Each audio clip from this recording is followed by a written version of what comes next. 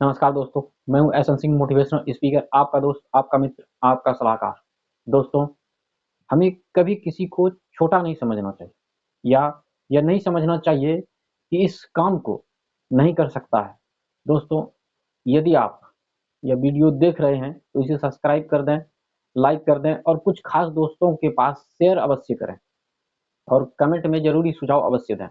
इससे आपका कुछ भी नहीं बिगड़ेगा, लेकिन मेरा हौसला अवश्य बढ़ेगा।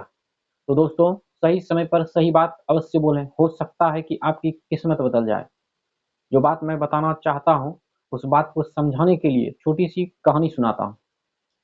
दोस्तों, एक कंपनी थी, काफ़ी बड़ी कंपनी थी और एक समय कंपनी में काफ़ी बड़ा ऑर्डर आया हुआ था और उस समय बहुत कम था, समय मतलब बहुत कम था डिलीवरी देने के लिए और माल अभी 20% भी नहीं बना था और मशीन खराब हो गई। पता लगाया गया कि खराबी कहाँ है, तो पता चला कि एक पुल्ली टूट गई है और पुल्ली के बिना वह मशीन बेकार है। जो करोड़ों की मशीन थी, किंतु वह एक पुल्ली के बिना बेकार था। सभी लोग परेशान थे, सभी जगह पता लगाया गया कि वो पुल्ली कहीं भी नहीं मिली। हर जगह फ़ोन पर बातचीत की गई और अब उसको लाने के लिए विदेश जाना पड़ता। 2 दिनों तक का वक़्त था, जो वक़्त लग जाता। इस दौरान उस कंपनी को इतना घाटा हो जाता कि कहना मुश्किल था। बहुत बड़ी डील थी, तो मैनेजर और सुपरवाइज़र लोग अपने में बात कर रहे थे। मालिक भी आए हुए थे। तब क्या किया जाएगा, इतना बड़ा कंसाइनमेंट था, इतना बड़ा ऑर्डर था। यदि इसमें फेल हो गए, तो इस ऑर्डर को देने में तो काफ़ी दिक्कतें हो जाएगी। अगली बार इतना बड़ा ऑर्डर फिर मिलना भी मुश्किल हो जाएगा। कई जगह से पता लगाया गया कि कुछ लोगों ने सुझाव भी दिया कि 2 दिनों में तो संभव नहीं है, 2 दिन लग जाएगा आने में, फिर भी माल तैयार करना पड़ेगा।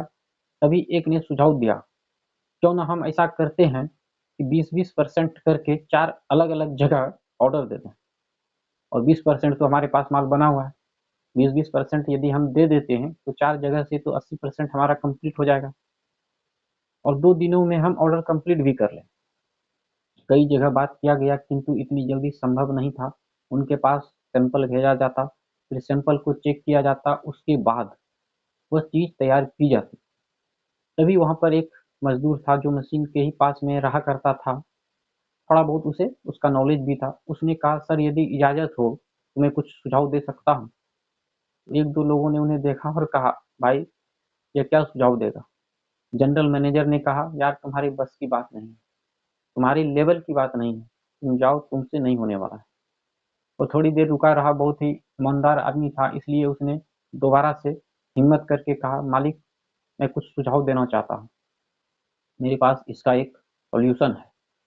फिर जीएम ने उन्हें डांट दिया, किंतु मालिक ने कहा ठीक है और उसे चेयर दिया गया बैठने के लिए।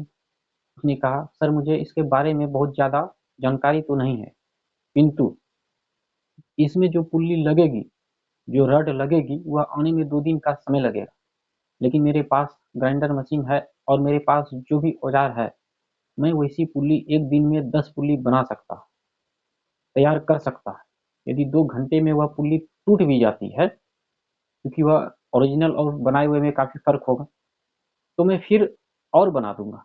यदि वह मशीन 2 दिन तक चलती है, तो जितना भी ऑर्डर हमारे पास है, उसे सारा का सारा उसे पूरा कर लिया जाएगा।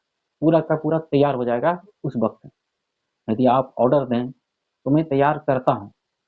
2 दिन का तो वक़्त लग ही रहा है। आपके पास कोई ऑप्शन नहीं है। आप मुझे कुछ सामान मँगवा दें, मैं उसे तैयार कर दूँगा। मालिक को लगा, चलो ठीक है, तुम अपना काम शुरू करो। तुरंत उसे 2-3 चीज़ों की आवश्यकता थी, तुरंत उसे मँगा दिया गया और उसने अपना काम शुरू कर दिया।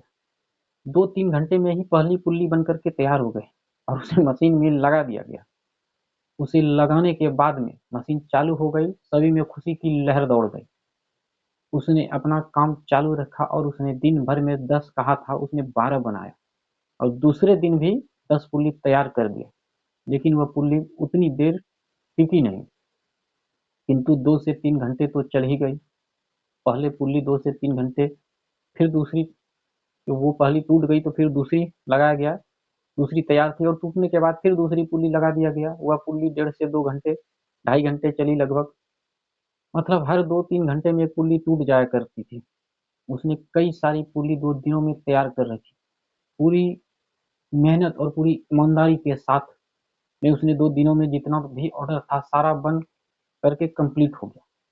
समय से पहले मालिक ने उसे काफ़ी सारा इनाम भी दिया। उसने उसके बाद उसके पोस्ट को भी मज़दूर था, उसे हेल्पर के तौर पर इंजीनियर के साथ में रख दिया गया और उसके बाद कई सारी जगह पर उसे केवल हेल्पर के रूप में रखा गया और उसके बाद उसे कंपनी के बारे में उसके पास इतनी सारी नॉलेज होगी, मतलब हर विभाग को चेंज करके चला गया और उसके पास हर विभाग का थोड़ा-थोड़ा उसके पास नॉलेज होगी।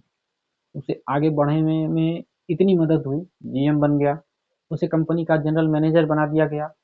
मतलब मालिक के बाद का जो स्थान होता है किसी भी कंपनी में वह बना दिया गया।